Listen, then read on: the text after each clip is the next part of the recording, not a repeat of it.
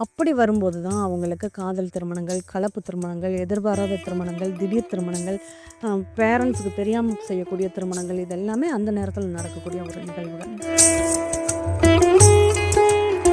ஏன்னா 12ல ராகு இருக்கும்போது இரவு நேரத்தில அதனுடைய ஆர்வங்களையோ, இப்போ விளையாடுறதோ, டிவி பார்க்குறதோ நைட்ல தான் அது முழிச்சிட்டு இருக்கும். பகல் நேரத்தில அதனுடைய ஆக்டிவிட்டி ரொம்ப குறைஞ்சிரும். பகல்ல பார்த்தா தூங்கிக்கிட்டே இருக்கும். அப்போ ஒருத்தங்க சின்ன வயசுலயே ஒரு வித்தியாசமான ஒரு நிகழ்வுகளை பண்ணி வாழ்க்கையில சாதிக்கிறாங்க அப்படின்னா, அதற்கு இந்த ராகுகேது தான் ரொம்ப சப்போர்ட் பண்ணக்கூடியதாக இருக்கும். அப்படி இருக்கிறவங்களுக்கு இந்த ராகுகேது வந்து நெகட்டிவான, எதிர்மறையான, அமானுஷ்யமான நிகழ்வுகள் எல்லாம் யாரோ நம்மளை ஃபாலோ பண்ற மாதிரி, யாரோ நம்ம கூடவே இருக்கிற மாதிரி, ஏதோ சவுண்டு விடுற மாதிரி எல்லாம் ரொம்ப வித்தியாசமான உணர்வுகளை எல்லாம் அவங்க ஃபீல் பண்ணுவாங்க. சனி பகவானை மட்டும் குறை சொல்லவே கூடாது. அவருடைய அனுகிரகம் இல்லைன்னா ஒருத்தர் தொழிலில் ஜெயிக்கவே முடியாது. ஒரு தர்ம சிந்தனை எங்கேருந்து வருதுன்னா சனி பகவான்கிட்ட இருந்து தான் வரணும். அப்போ அந்த தர்ம சிந்தனையை கொடுக்கறதுனா சனி பகவான் தான் அதுக்கு காரணமாக இருப்பார். அப்படிப்பட்ட ஒரு நிகழ்வை வந்து நம்ம ஏஐபியில் ஈஸியாக தெரிஞ்சுக்க முடியும். இல்லை எனக்கு இதில் ஒரு கர்மா தவறுது, அப்பாவுடைய கர்மா எனக்கு அடிபட்டு போகுதுன்னா வழி உறவுகள்கிட்ட என்னால் ஒத்து போகவே முடியாது. அப்பா சொத்தை என்னால் அனுபவிக்க முடியாது, தாத்தா சொத்தை என்னால் அனுபவிக்க முடியாது. இதுவே அம்மா வழியில் 4ஆம் பாவம் ஒருத்தங்களுக்கு கெட்டு போகுது அப்படின்னா இந்த தாய் வழி உறவுகள் எனக்கு ஒட்டவே ஒட்டாது. தாய் மாமனால பிரயோஜனமே கிடையாது. அம்மா வழி உறவு எனக்கு நன்மைகளை செய்யாது அப்படிங்கிறத எடுத்துக்க முடியும். இது எல்லாமே நல்லா இருக்குன்னா மட்டும்தான்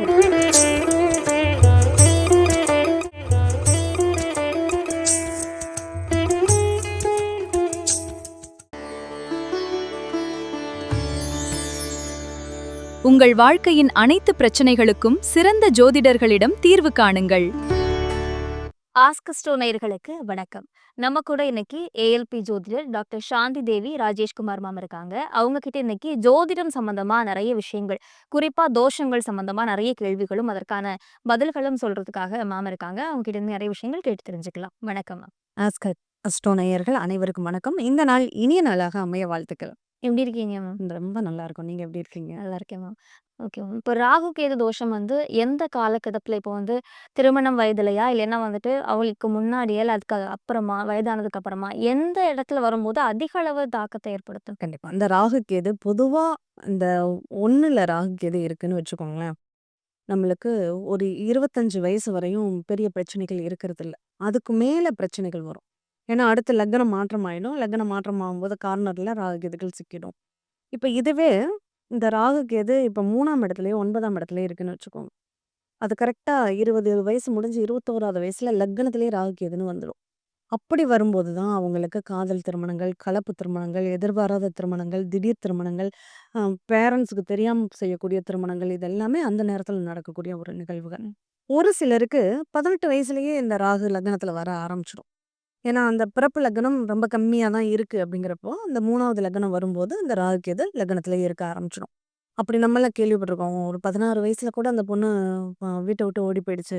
அப்புறம் வயசு பத்தலன்னு கூட்டிட்டு வந்துட்டாங்க அப்படின்லாம் நெறைய கேள்விப்பட்டுருக்கோம். அப்படியெல்லாம் வர்றதுக்கு காரணம், இந்த ராகுகேது நட்சத்திரங்கள் ஒருத்தர ரொம்ப டைவர்ட் பண்ணி விட்டுடும். அதுதான் ஒரு ஆர்வத்தையும், ஒரு லைஃப்பையும் ஏற்படுத்தக்கூடியது இந்த ராகுகேதுடைய இயக்கங்கள் தான். இப்ப நம்ம என்ன சொல்றோம், ஜனன காலத்துல ராகுகேது நிக்கிறதெல்லாம் ஒரு பக்கம் இருக்கட்டும். இன்னைக்கு உங்களுடைய ராகுடைய நட்சத்திரமோ, கேதுவுடைய நட்சத்திரமோ போகுதுன்னா, அப்பதான் உங்களுக்கு காதல் திருமணமே நடக்கும் அப்படின்னு சொல்லுவோம். எதிர்பாராத திருமணம் அப்படிங்கிறது, இல்லங்க இப்பதான் பார்த்து 2 மாசம் தான் ஆகுது. அதுக்குள்ளயே விரும்பி கல்யாணம் பண்ணிக்கிட்டாங்க. அப்படின்னு சொல்றதெல்லாம் இந்த ராகுகேது காலகட்டங்கள்ல. சரி இன்னொன்னு கேது திசை அல்லது ராகு திசை போகுது அப்படின்னாலும், அதனுடைய இயக்கங்கள் நமக்கு ரொம்பவே அதிகமா பேசும். லக்னத்தில் இப்போ ஏழ்பி லக்னத்துல ராகு கேது இருந்து, கேது திசையோ, ராகு திசையோ போகுதுன்னா, அது இன்னும் அதிகமான தாக்கத்தை உருவாக்கும் அப்படிங்கிறத தெரிஞ்சுக்கலாம்.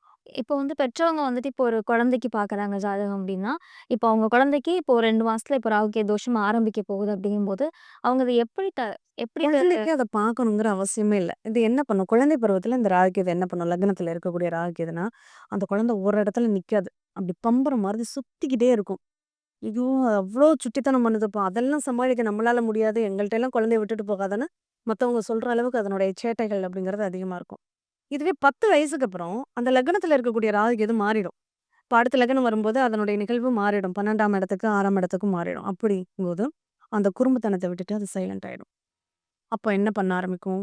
நைட் நேரத்துல ரொம்ப ஆக்டிவேட்டா இருக்க ஆரம்பிக்கும். ஏன்னா 12ல ராகு இருக்கும்போது, இரவு நேரத்துல அதனுடைய ஆர்வங்களையோ, இப்போ விளையாடுறதோ, டிவி பார்க்குறதோ நைட்ல தான் அது முழிச்சிட்டு இருக்கும். பகல் நேரத்துல அதனுடைய ஆக்டிவிட்டி ரொம்ப குறைஞ்சிரும். பகல்ல பார்த்தா தூங்கிக்கிட்டே இருக்கும். இந்த மாதிரி அதனுடைய நிலை மாறும். இதுவே அதுக்கு அடுத்த லக்னம் மாறும்போது, அவங்க எல்லாத்தையுமே ரொம்ப பிரம்மாண்டமா திங்க் பண்ணுவாங்க. கம்யூனிகேஷன ரொம்ப பலப்படுத்துவாங்க. நல்ல நட்பு வட்டத்தை உருவாக்கிக்குவாங்க. அதனால பெறக்கூடிய லாபம், பயன் அப்படிங்கிறது அவங்களுக்கு அதிகமாக இருக்கும். அப்போ ஒருத்தங்க சின்ன வயசுலயே ஒரு வித்தியாசமான ஒரு நிகழ்வுகள பண்ணி வாழ்க்கையில சாதிக்கிறாங்க அப்படின்னா, அதற்கு இந்த ராகு தான் ரொம்ப சப்போர்ட் பண்ணக்கூடியதாக இருக்கும். அப்ப இந்த ராகு வாழ்க்கையில ஒரு உச்சத்தையும் அடைய வச்சுடும். அவங்கள நல்லா இருந்தவங்கள கீழ தள்ளி பள்ளத்துக்கும் சரிய வச்சுடும். 2 வேலையுமே அது பண்ணும். இருக்கிற இடத்துக்கு தகுந்த மாரி. இப்ப நீங்க சொன்ன மாரி டீனேஜ்ல அப்போ வந்து குழந்தைங்க இப்போ அந்த டீனேஜ் வயசு வரும்போது ரொம்ப கவனமா ரொம்ப கவனமா இருக்கணும். இருக்கணும் அப்படின்னு சொன்னீங்க. 2லயோ, 8லயோ, லக்னத்தில 7லயோ ராகு, கேது அந்த 7 லக்னத்த தொடர்பு படுத்தும்போது, அங்க ராகுடைய நட்சத்திரம், கேதுவுடைய நட்சத்திரமும் சேர்ந்து இயங்குச்சுன்னா, அவங்க ரொம்ப ஜாக்கிரதையா இருக்கணும். அந்த நேரத்தில தான் ஆ கேஸ்ட் மாறி கல்யாணம் பண்றது, கம்யூனிட்டி மாறி கல்யாணம் பண்றது, ரிலிஜன் மாறி கல்யாணம் பண்றது, இது எல்லாமே அந்த நேரத்தில தான் வரும். Okay ma'am. இப்போ அது வந்து இப்போ அவங்களுக்கு விருப்பப்பட்டு அந்த வயசுல பண்ணா சரி. அதுக்கு முன்னாடி இப்போ ஒரு டீனேஜ்ல அந்த மாதிரியான விஷயங்களுக்குள்ள போகும்போது, பெற்றோர் வந்து என்ன பண்ணி அத வந்து குழந்தைய வந்து சேஃப்கார்ட் பண்ண முக்கியமா முடியும்? டெக்னாலஜிய அவங்க எந்த அளவுக்கு யூஸ் பண்றாங்கங்கிறத கவனிக்கணும் பெற்றவர்கள்.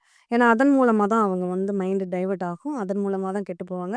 மத்தவங்கள்ட்ட பேசுறத விட அந்த ஃபோன்லயே மூழ்கி போயிருக்காங்க இல்லையா? இதெல்லாம் அவங்க அந்த நேரத்துல அதெல்லாம் பெத்தவங்க கவனிக்கணும் அப்படிங்கிறத தெரிஞ்சுக்கலாம். இதுக்கான எதனா கோயில் பரிகாரம் அந்த மாரி ஏதாச்சும்? கண்டிப்பா உண்டு. இந்த ராகுக்கு எது சப்போர்ட் பண்ணும்போது, நல்ல விஷயங்கள் நமக்கு நடக்கணும். இப்போ சினி ஃபீல்ட்ல இருக்காங்கன்னு வச்சுக்கோங்க. இந்த ராகுக்கு எது நல்லா இருந்தா தான் அவங்க அதுல ஜெயிக்க முடியும். சுக்கிரன் அண்ட் ராகு நல்லா இருக்குன்னா, ஒருத்தங்க சினி ஃபீல்ட்ல ரொம்ப டேலண்டா வர முடியும். இல்ல, இந்த மாதிரி நெகட்டிவான தாட்ல இருக்காங்க. இன்னும் சொல்லப்போனா அமானுஷ்யமான நிகழ்வுகள். இந்த சின்ன வயசுலயே ஒரு குழந்தை ரொம்ப அடமன்ட்டா ஏதோ பித்து பிடிச்ச மாரி இருக்கு, பேய் பிடிச்ச மாதிரி இருக்குன்னுலாம் சொல்லுவாங்க இல்லையா? அந்த மாதிரி அது ஏஜ் பார் இல்லாம எல்லாருக்குமே அனுபவிக்கக்கூடிய ஒரு நிகழ்வுகளாக வரும். அப்படி இருக்கிறவங்களுக்கு இந்த ராகு கேது வந்து நெகட்டிவான, எதிர்மறையான, அமானுஷ்யமான நிகழ்வுகள் எல்லாம் யாரோ நம்மள ஃபாலோ பண்ற மாதிரி, யாரோ நம்ம கூடவே இருக்கிற மாதிரி, ஏதோ சவுண்ட் விடுற மாதிரி எல்லாம் ரொம்ப வித்தியாசமான உணர்வுகள எல்லாம் அவங்க ஃபீல் பண்ணுவாங்க. அவங்களுக்கு அது நடக்கும். ஆனா மத்தவங்களுக்கு அது தெரியாது. என்ன சொல்லுவாங்க, "சும்மா ஏதோ உளர்றான்" அப்படிம்பாங்க. அது கிடையாது. உண்மையிலேயே அவங்களுக்கு அந்த மாதிரியான ஒரு நிகழ்வுகள் ஸ் கட்டுப்படும் அப்படின்னு சொல்லலாம். இப்ப இதுக்கு நம்ம என்ன பண்ணலாம் அப்படின்னா, இந்த ராகுவின் தாக்கத்துக்கு அதர்வன காளி, காளி வழிபாடு அப்படிங்கிறது ரொம்ப சப்போர்ட் பண்ணும். இந்த கேதுவின் தாக்கத்த குறைப்பதற்கு விநாயகர் தான். ஏன்னா கேதுவின் அதிதேவதை யாருன்னா விநாயக பெருமான். அப்ப விநாயகர கும்பிடுறதுனால இதனுடைய தாக்கங்கள் மனித முகமற்ற தெய்வங்களை வழிபடுவதன் மூலம் இதனுடைய தாக்கத்த நம்மளால குறைக்க முடியும். அதர்வன காளின்னா யாரு? பிரத்திங்கரா, சரபேஸ்வரர் இந்த மாதிரி எடுத்துக்கலாம். ம்ஹ்ம். இதுதான் அதுக்கான பரிகாரம். ஓகே. இப்போ வந்து ராகு, கேது வந்துட்டு இப்போ இதுக்கான என்ன நிவர்த்தி அப்படின்னு சொன்னீங்க. இப்போ பித்ருதோஷம் அந்த மாதிரியான விஷயங்கள்லாம் இருக்குல்ல. கண்டிப்பா. பித்ருதோஷம்ங்கிறது நம்மளுடைய ஜாதகத்துல 5ஆம் பாவம் கெட்டு போறதுன்னு வச்சுக்கோங்க.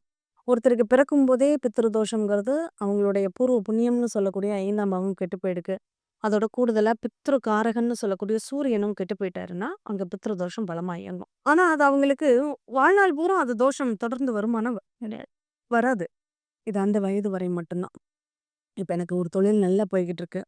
ஆனா திடீர்னு நலிவடைஞ்சிருச்சு. நானும் எவ்வளவோ முயற்சி பண்றேன். அந்த தொழில்ல இருந்து மீண்டு வர முடியல. இப்ப ஜாதகத்த பார்க்குறேன். உனக்கு பித்ருதோஷத்தினால தான் இந்த நிலை அப்படின்னு சொல்றாங்க. ம். அப்ப ஏன் அதுக்கு முன்னாடி நல்லா இருந்ததே! அப்ப எந்த தோஷத்தினால அந்த நிலை? அப்ப அந்த கேள்வியே நமக்குள்ள வர்றதில்ல. நம்ம சரியில்லங்கும்போது மட்டும், ஓ! ஆமல்ல. அப்ப இதுதான் காரணமோன்னு நம்புறோம். நல்லா இருக்கும்போது அத ஏன் நம்புறதில்ல? அப்ப அந்த பித்ரு தோஷம் எங்க போச்சு? வேலை செய்யாம லீவ் எடுத்து போயிடுச்சா? கிடையாது. அது இருந்திருக்கும். அந்த நேரம் இவங்களுக்கு லக்னம் நல்லா இருந்திருக்கும். அதனால அது பிரச்சனைகள் கிடையாது. இப்போ அந்த பித்ரு தோஷம் வேலை செய்யுது. இப்போ லக்னத்திற்கு 5ஆம் இடமும் சூரியனும் அவங்களுக்கு பாதிக்கப்பட்ட நிலையில இருக்கு. இப்போ அவங்களுக்கு இந்த தோஷம் வேலை செய்யுமான்னா, கண்டிப்பா வேலை செய்யும். அப்போ இந்த 10 வருடங்கள் இந்த பித்ரு தோஷத்தினுடைய தாக்கத்த இவங்க அனுபவிக்கணும். ஒண்ணும் இல்ல. நம்ம பித்ரு தோஷம் எதனால வருதுன்னா, நம்ம முன்னோர்கள் செய்த வினைகளோ, நம்ம போன ஜென்மத்தில் செய்த வினைகளும் நம்ம அனுபவிக்கக்கூடிய நேரம். இத நம்ம எந்த வயசுல செஞ்சிருந்தோமோ, அந்த வயசு வரும்போது தான் அது பாதிக்கும். Okay, okay. ஆ. இப்போ ஒரு 6 வயசுல ஒரு குழந்தை அப்பாவுக்கு கர்மகாரியம் பண்ணுதுன்னா, அங்க பித்ரு தோஷம் வேலை செய்யுதுன்னு அர்த்தம். அப்போ அந்த 6 வயசுல அந்த குழந்தைக்கு அந்த பாவத்த அவங்க முன்னோர்கள் சேர்த்து வச்சிருப்பாங்க. அந்த குழந்தை 6 வயசா இருக்கும்போது. அதனால இந்த ஜென்மாவுல அந்த 6 வயசுல அது தண்டனை அனுபவிக்குது. இதுவே ஒரு 40 வயசுல அந்த பித்ரு தோஷம் வேலை செய்யுதுன்னா, 40 வயசுல அந்த பித்ரு தோஷத்துக்கான அங்க தண்டனைகளை நீங்க குடுத்துருப்பீங்க. அதனுடைய விளைவு இப்ப அனுபவிக்கிறீங்க. அப்ப எந்த ஒரு கஷ்டமுமே எந்த காலகட்டங்கள் நமக்கு கஷ்டங்கிறது வாழ்நாள் பூரா ஒரே கஷ்டமா வருது. ஆனா ஜாதகத்துல என்ன சொல்றோம்? ஒரு யோகம் வந்தாலும் பிறக்கும்போதே ஒரு ராஜயோகத்துல பிறந்திருக்கப்போ, அந்த ராஜயோகம் எப்ப வேலை செய்யும்? அதே மாரி தோஷம்னா, அந்த தோஷம் எப்ப வேலை செய்யும்? அந்த லக்னம் டிரான்சிட் ஆகும்போது, அந்த லக்னம் மூவ் ஆகும்போது, நம்ம இந்த தோஷங்களையும், யோகங்களையும் இப்ப நீச்சபங்க ராஜயோகம் இருக்கு. இந்த நீச்சபங்க ராஜயோகம் வாழ்க்கையில ரொம்ப பெருமைகளை ஏற்படுத்தும். புகழ குடுத்துடும். எப்ப கிடைக்கும்? பிறந்ததுலேருந்தே அது இருக்குல்ல. அப்ப பிறந்ததுலேருந்தே அவங்க ஓஹோன்னு இருக்கணும்ல. இப்ப பிறந்ததுலேருந்தே கஷ்டப்பட்டு குறிப்பிட்ட காலங்கள்ல மட்டும் தானே வருது. அப்ப தசாபுத்தி வந்திருக்கும். அதனால தசாபுத்தி நீங்க ஜெயிச்சவங்க லிஸ்ட் எடுத்து பார்த்தேன். அவங்களுடைய தசாபுத்திக்கும், அவங்க வாழ்க்கையில ஜெயிச்சதுக்கும் ஒரு சம்மந்தம் ரொம்ப கம்மியா இருக்கும். அது ஏன்னா, இந்த லக்னம் மாறும்போது அவங்களுக்கு கிரக அமைப்புகள் ரொம்ப நல்லா வந்திருக்கும். அப்ப அவங்க வாழ்க்கையில வின் பண்ணியிருப்பாங்க. அப்ப அந்த தசாபுத்தியும் ஓரளவு சப்போர்ட் பண்ணக்கூடியதாக இருந்திருக்கும். அதுதான் காரணமே தவிர, நமக்கு தசாபுத்தினால ஒரு விஷயம் நடந்தது. 7 சனியினால ஒரு விஷயம் நடந்தது கிடையவே கிடையாது. 7 சனியினால சனி பகவான மட்டும் குறை சொல்லவே கூடாது. அவருடைய அனுகிரகம் இல்லன்னா ஒருத்தர் தொழில்ல ஜெயிக்கவே முடியாது. ஒரு தர்ம சிந்தனை எங்கருந்து வருதுன்னா, சனி பகவான்ட்ட இருந்து தான் வரணும். அப்ப அந்த தர்ம சிந்தனைய குடுக்குறதுன்னா, சனி பகவான் தான் அதுக்கு காரணமா இருப்பாரு.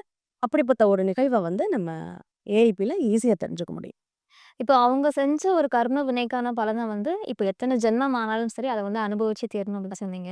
ஆனா, இப்போ அந்த கர்மா கழிக்கிறதுக்கு எதனா ஒரு பரிகாரமோ, நிவர்த்தி பண்றதுக்கான வழிமுறைகள் இருக்கா? கண்டிப்பா உண்டு. என்ன பண்ணினதுனால அந்த கர்மா இருக்குன்னு முதல்ல தெரிஞ்சுக்கணும். நம்ம பொருளை அபகரிச்சதுனால அந்த குற்றம் இருக்கா? இல்ல உணர்வுபூர்வமாக ஒருத்தரை காயப்படுத்தினதுனால இருக்கா? இல்ல கொலை குற்றம் செஞ்சதுனால இருக்கா? அப்படிங்கிறத நம்ம தெரிஞ்சுக்கணும். அப்ப அப்ப தெரிஞ்சுக்கிட்டு பண்ணும்போது தான், இப்ப நம்ம உடம்புக்கு ட்ரீட்மெண்ட் பண்ண போறோம்னா, நமக்கு என்ன காரணத்துக்காக சாதாரண ரத்த காயமா? இல்ல தையல் போடுற அளவுக்கு காயமா? இல்ல ரொம்ப அறுவை சிகிச்சை பண்ற அளவுக்கு ஆழமான காயமா? அப்படிங்கிறது இருக்கு இல்லையா? அப்போ நம்ம செய்த வினைகளினுடைய அளவுகள் என்ன அப்படிங்கிறத நம்ம ஏஎல்பில அழகா தெரிஞ்சுக்க முடியும். இந்த கிரகங்களுக்குன்னு ஒரு வேல்யூ குடுத்துருக்காங்க. நட்சத்திரங்களுக்குன்னு ஒரு வேல்யூ குடுத்துருக்காங்க. இத வச்சே அந்த கிரகம் ஏன் ப்ளஸ்ஸா இருக்கு, ஏன் மைனஸா இருக்குன்னு நம்மளால தெரிஞ்சுக்க முடியும். அப்போ ப்ளஸ்ஸா இருக்குன்னா, அந்த கிரகம் நல்ல வேல்யூல தான் இருக்கு. இப்போ கெட்டது நடந்தாலும் அது ஹை வேல்யூல தான் ஒர்க் அவுட் பண்ணும். ஆனா நல்லது நடந்தாலும் ஹை வேல்யூல தான் ஒர்க் அவுட் பண்ணும். ஒரு கேரக்டருக்கு கொடுக்கப்பட்ட பொறுப்புங்கிறது இடத்துக்கு இடம் மாறும். இல்லையா? இப்ப நீங்க உங்க அப்பா, அம்மாவுக்கு பிள்ளையா இருக்கீங்க. இதே கல்யாணம் ஆயிடுச்சுன்னா கணவருக்கு மனைவியா இருப்பீங்க. உங்க குழந்தைகளுக்கு அம்மாவா இருப்பீங்க. உங்க தாத்தா, பாட்டிக்கு பேத்தியா இருப்பீங்க. இப்படி நம்மளுடைய ரோல் மாறிக்கிட்டே இருக்கு இல்லையா? அதே மாதிரி இங்க அந்த கிரகங்களுடைய ரோல் மாறிக்கிட்டே இருக்கும். அப்போ எந்த கிரகம் நம்மள ஆக்டிவேட் பண்ணுதோ, அதனுடைய அளவுகள் என்னன்னு பார்த்தா, அதுக்கு தகுந்த மாரி தான் நம்ம பரிகாரம். நம்ம ஒரு கோவில்ல போட்டு நீங்க ஒண்ணும் இல்லங்க தீபம் கூட போ வேண்டாம். இந்த இடத்துக்கு போய் இந்த மண்ண மிதிச்சுட்டு வாங்க. அந்த கடவுள் இருக்கக்கூடிய அந்த இடத்த மிதித்தாலே போதும் உங்களுக்கு அந்த கர்மா குறையும். இன்னொன்னு, அங்க போங்க. அங்க உழவார பணி செய்யுங்க. உங்களை நீங்க வருத்திக்குங்க. அப்பதான் அந்த கர்மா குறையும். அங்க போய் கடுமையான தவம் இருங்க. விரதம் இருங்க. 48 நாள் 1 மண்டலம் அங்க இருங்க. அப்பதான் அந்த கடுமை குறையும். இல்ல அங்க போய் அந்த ஆலய திருப்பணியில பங்கெடுத்துக்கோங்க. அங்க அன்னதானம் பண்ணுங்க. அல்லது கோயில் குளங்களை சீரமைச்சு குடுங்க. அல்லது அந்த கோவிலுக்கான ஹோம யஜ்யங்கள்ல பங்கெடுத்துக்கோங்க. அப்பதான் குறையும். அப்ப அந்த அளவுக்கு தகுந்த மாரி தான் பரிகாரங்கள். ஓகே. அவங்க தனிப்பட்ட ஜாதகத்த பொறுத்து கண்டிப்பா. அத வச்சு நம்ம சொல்லிட முடியும். ஓ! இதனுடைய அளவு இவ்வளோ கம்மியா இருக்கு. இது அதிகமா இருக்கு. இப்போ உங்களுக்கு நல்லது பண்ணக்கூடிய கிரகம். இப்ப லக்னாதிபதி தான் ஒருத்தருக்கு பலம்னு சொல்றோம். இப்போ உங்களுக்கு சூரியன் பலமாக இருக்காரு அப்டின்னா, நல்லா திட்டமிட முடியும். சூப்பரா திட்டமிடுவாங்க. ஐடியா ரொம்ப நல்லா குடுப்பாங்க. ஆனா, அவர் 20% தான் இருக்காரு. அவருடைய பலம் கம்மின்னா, நம்ம திட்டமிட தான் முடியுமே தவிர, எக்ஸிக்யூட் பண்ண முடியாது. அப்ப என்ன பண்ணணும்? அந்த சூரியனுடைய பவர நம்ம அதிகப்படுத்தணும். அப்ப என்ன பண்ணணும்?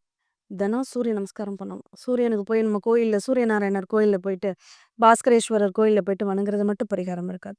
நம்ம வெயில் எந்த அளவுக்கு நம்ம அப்சர்வ் பண்றோமோ, அந்த அளவுக்கு சூரியனுடைய பவர் அதிகமா இருக்கும். தாமரை குளத்தில் நீராடுவது. அது சூரியனுடைய பவர நமக்கு அதிகப்படுத்தும். அதே மாதிரி சூரியன் கோதுமை உணவுகள நம்ம அதிகமா எடுத்துக்கிறது. இதெல்லாமே சூரியனுடைய கதிர்களை உள்வாங்கக்கூடிய ஒரு திறனை நமக்கு கொடுக்கும். இப்போ ஒவ்வொருத்தவங்களோட தனிப்பட்ட ஜாதகத்த பொறுத்து அதற்கான நிவர்த்தியோ, பலன்களோ சொல்ல முடியும் அப்படின்னு சொன்னீங்க. பட் இப்போ பித்ருதோஷம் பொதுவா இருக்கு அப்படின்னா, இப்போ இந்த வீடியோ பார்த்துட்டு இருக்கிற நேயர்கள் இப்போ இருக்கு எனக்கு இருக்கான்னு சந்தேகமா இருக்கு. இப்போ நான் இந்த கோயிலுக்கு போயிட்டு வந்தா பெட்டரா இருக்கும் அப்படின்னா, எதுனா ஒரு ஸ்தலம் சொல்ல முடியுமா? கண்டிப்பா. பொதுவா உள்ள ஸ்தலம் பித்ருதோஷ நிவர்த்தி ஸ்தலம்னா திருவிடைமருதூர். மகாலிங்கேஸ்வரர். அங்க 27 நட்சத்திரங்களுக்கான கோவில் உண்டு. நம்ம திருவெற்றியூர்ல 27 நட்சத்திரங்களுக்கான சென்னையில கோயில் இருக்கு. இங்க வல்லக்கோட்டை முருகன் கோயிலுக்கு பக்கத்துல இறையூர் அப்படிங்கிற ஊர்ல இருக்கக்கூடிய சிவன் கோவில்ல 27 லிங்கங்களும், 27 நட்சத்திர விருட்சங்களுமே இருக்கு. இப்படி நெறைய இடத்துல இருந்தாலும், சில பிரம்மா ஸ்தலங்கள்னு ஒண்ணு உண்டு. நம்ம தளபதி அவர் தான் மாத்துவாரு. திருப்பட்டூர்ல இருக்க பிரம்மபுரீஸ்வரர் ஆலயம். நம்மளுடைய பித்ருதோஷத்தை, நம்மளுடைய கர்மாவ கழிக்கக்கூடியவர். அதே மாதிரி நாகப்பட்டினம் பக்கத்துல மேலவாஞ்சூர் அப்படிங்கிற இடத்துல இருக்கக்கூடிய அந்த குளத்தின் நடுவுலயே பிரம்மா இருப்பார். அது ரொம்ப விசேஷமான ஒரு ஸ்தலம். அந்த குளத்தின் நடுவுல சரஸ்வதி தேவியோட இருக்கக்கூடிய ஒரு அற்புதமான ஒரு ஸ்தலம்னு கூட சொல்லலாம். அங்க மூற்று தீபம் முன்னோர்களுக்காக மூற்று தீபம் ஏத்தக்கூடிய வழிபாட்டு முறை, பௌர்ணமி பூஜைகள் ரொம்ப சிறப்பாக நடக்கும். அப்படி ஒரு இடம் அப்படின்னு இருக்கு. இப்படி நெறைய இடங்கள் இருந்தாலும், என்னோட எனர்ஜிக்கு எந்த ஊர் ஒத்து போகுமோ அந்த ஊருக்கு தான் நான் போவேன். எனக்கு ஒத்து போகாத ஊருக்கு இப்போ ரிஷப லக்னம், ஏஎல்பி லக்னம் போகுது. உங்களுக்கு பித்ரு தோஷம் இருக்கு. கோயம்புத்தூர்ல போய் ஒரு கோயில்ல சாமி கும்பிடுங்கன்னு சொல்லக்கூடாது. அது அவங்களுக்கு பெரிய பிரச்சனைகள குடுத்துரும். போயிட்டு வந்தாலே அவங்களுக்கு பிரச்சனை ஜாஸ்தி ஆயிடும். இப்ப இந்த மாதிரி சில தகவல்கள் இருக்கு. அப்போ அவங்க ஊருக்கு, அவங்க கோயிலுக்கு எது செட் ஆகுங்கிறத பார்த்து அவங்க பண்ணாங்கன்னா நல்லாருக்கும். அத ஆஸ்க் அஸ்ட்ரோ சேனல்ல, வெப்சைட்லயே அவங்க பதிவு பண்ணிட்டாவே, அவங்களுடைய தனிப்பட்ட ஜாதகத்த பார்த்து நம்ம பலன் சொல்லலாம். ஓகே. கண்டிப்பா மேம். ஆனா இப்போ நீங்க இதுக்கு முன்னாடி ஒரு சொல்லும் போதுட்டு, ராகு கேது நல்லா இருந்தா தான் அவங்களுக்கு இருந்தா தான் வந்துட்டு அவங்க ஒரு ஸ்பாட்லைட்ல இருக்க முடியும். ரொம்ப பிரபலமா ஆக முடியும் அப்படின்னு சொன்னீங்க. இப்போ பொதுவாவே வந்துட்டு ஒரு இடம் வந்து ரொம்ப அதிகமா வந்து பவர்ஃபுல்லா இருக்குன்னா, இன்னொரு இடம் அடி வாங்கும் அப்படின்னு சொல்றாங்க. இப்போ இவங்க வந்துட்டு பிரபலமா அவங்க தொழில் ரீதியாவோ, இல்லைன்னா மற்ற எதனா ஒரு விஷயத்துல ரொம்ப பிரபலமா இருக்கும்போது, ரொம்ப சக்சஸ்ஃபுல்லா இருக்கும்போது, அவங்க குடும்ப விஷயங்கள், மத்த விஷயங்கள்ல அடி வாங்கும் அப்படின்னு சொல்றாங்க. அது உண்மையா? கண்டிப்பா. ஒரு வினைக்கு எதிர்வினை நிச்சயமாக உண்டு. நான் தொழில்னு தொழிலுக்கு ஓடிட்டு இருக்கேன்னா, வீட்ட என்னால கவனிச்சுக்கவே முடியாது. இப்போ நான் வருமானம்னு வருமானத்து பின்னாடியே ஓடிட்டு இருந்தேன்னா, என்னுடைய ஆரோக்கியத்த என்னால கவனிச்சுக்க முடியாது. அப்போ ஒரு வினைக்கு எதிர்வினை கண்டிப்பாக வேலை செய்யும். அத நம்ம கவனிச்சு தான் பார்க்கணும். நான் எனக்கு மட்டுமேன்னு தேடிட்டு இருந்தேன்னா, என்னுடைய வாழ்க்கை துணைய நான் கவனிக்க மாட்டேன். இல்ல அவங்க மட்டும் தான் அப்படின்னு நான் யோசிச்சு அவங்களுக்காக பண்ணேன்னா, என்ன நான் கவனிச்சுக்க மாட்டேன். அப்படி ஒரு வினைக்கு எதிர்வினை கண்டிப்பாக உண்டு. ஒரு பாவத்துக்கு எதிர்பாவம் பலமா வேலை செய்யும் அப்படின்னு சொல்லலாம். இப்போ 1க்கு 7ஆம் பாவகம் வேலை செய்யும், 2க்கு 8ஆம் பாவகம் வேலை செய்யும், 3க்கு 9ஆம் பாவகம் வேலை செய்யும், 4க்கு 10ஆம் பாவகம் வேலை செய்யும், 5க்கு 11ஆம் பாவகம் வேலை இப்படி மாறி மாறி அதனுடைய நிகழ்வு எதிர்வினை ஆற்றிக்கிட்டே தான் இருக்கும். ஓகே. இப்போ இத வந்து சமநிலைப்படுத்தவே முடியாது. சமநிலைப்படுத்தவே முடியாது. நமக்கு 5 விரல்களும் ஒரே அளவுல இருக்கிறது இல்லையே! அதே மாதிரி ஜாதக கட்டத்துல அளவு ஒண்ணு தான். ஆனா, அந்த அளவு கூட நம்ம வந்து அஷ்டவர்க்கத்துல அதனுடைய அளவுகள் வந்து ப நம்ம பரல்கள்ல மாறி போயிடும். அந்த மாதிரி நம்ம வந்து ஒரு பாவகம் இது இவ்வளோதான் கரெக்ட்டா 12 பாவம் எனக்கு சரியான அளவுல வேலை செய்யும்னு யாருமே சொல்ல முடியாது. ஓகே. ஆனா சில இடங்கள்ல நம்ம வந்து பார்க்க முடியுது. அவங்க வந்து தொழில்லயும் ரொம்ப சக்சஸ்ஃபுல்லா இருப்பாங்க. ஃபேமிலி லைஃப்லயும் வந்து ரொம்ப சக்சஸ்ஃபுல்லா இருப்பாங்க. ஸோ அவங்களுக்கு எந்த அளவுக்கு அது 100ல 1 இப்போ எல்லாருமே சிஎம் ஆயிட முடியுமா என்ன? அமைப்பு இருக்கிறவங்களுக்கு மட்டும் தானே. அதே மாதிரி எல்லாரும் குடும்பத்த கவனிச்சிட முடியாது. அந்த அமைப்பு அவங்களுக்கு அந்த 7ஆம் பாவமும், 10ஆம் பாவமும், 4ஆம் பாவமும் நல்லா இருக்கும் பட்சத்தில், இத நம்ம கர்ம தியரியோடையும் கொஞ்சம் ஒப்பீடு பண்ணலாம். எனக்கு அப்பா கர்மா, அம்மா கர்மா, என்னுடைய சுய கர்மா 3ம் எனக்கு நல்ல அமைப்புல இயங்குது அப்படின்னா, நான் நல்ல இடத்துல எல்லாருக்கும் நல்ல பிள்ளையாகவும், வீட்டுக்கும் நல்ல பிள்ளையாகவும், நல்ல மதிப்பு மரியாதையோட இருக்கக்கூடிய வாய்ப்புகள எனக்கு குடுத்துடும். இல்ல, எனக்கு இதுல ஒரு கர்மா தவறுது. அப்பாவுடைய கர்மா எனக்கு அடிபட்டு போகுதுன்னா, அப்பா வழி உறவுகள்ட்ட என்னால ஒத்துப்போகவே முடியவே முடியாது. அப்பா சொத்த என்னால அனுபவிக்க முடியாது. தாத்தா சொத்த என்னால அனுபவிக்க முடியாது. இதுவே அம்மா வழியில 4ஆம் பாவம் ஒருத்தங்களுக்கு கெட்டு போகுது அப்படின்னா, இந்த தாய் வழி உறவுகள் எனக்கு ஒட்டவே ஒட்டாது. தாய் மாமனால பிரயோஜனமே கிடையாது. அம்மா வழி உறவு எனக்கு நன்மைகளை செய்யாது அப்படிங்கிறத எடுத்துக்க முடியும். இது எல்லாமே நல்லா இருக்குன்னா மட்டும் தான் ஒருத்தர் சக்சஸ் மேன் அப்படிங்கிற பேர எடுக்க முடியும். மேம் இப்ப இந்த வீடியோ பார்த்துட்டு இருக்கிறவங்க வந்துட்டு இப்போ உங்கள கான்டாக்ட் பண்ணணும். இது ஏஎல்பிய பத்தி தெரிஞ்சுக்கணும் இன்னும். அத பத்தி அவங்க ஜாதகத்தையும், அவங்க வாழ்க்கையும் கொண்டு போணும் அப்படின்னு நெனைச்சாங்கன்னா என்ன பண்ணணும்? கண்டிப்பா. ஆஸ்க் அஸ்ட்ரோ வெப்சைட்லயே நீங்க பதிவு பண்ணிக்கலாம். அவங்க கான்டாக்ட் பண்ணாவே அவங்க எங்களுக்கு சொல்லிடுவாங்க. நீங்க ஆன்லைன்லயே நீங்க பார்த்துக்க முடியும். அதன் பார்த்து உங்களுக்குன்னு உங்க பிரச்சனைகளுக்கு என்ன தீர்வோ, அதுக்கு தகுந்த மாரி பரிகாரங்கள செஞ்சுக்க முடியும். தோஷங்கள் பத்தி நெறைய கேள்விகளும், சந்தேகங்களும் இருந்துச்சு. அதுக்கு ரொம்ப தெளிவான விளக்கங்கள் குடுத்தீங்க. ரொம்ப நன்றி மேம். நன்றி.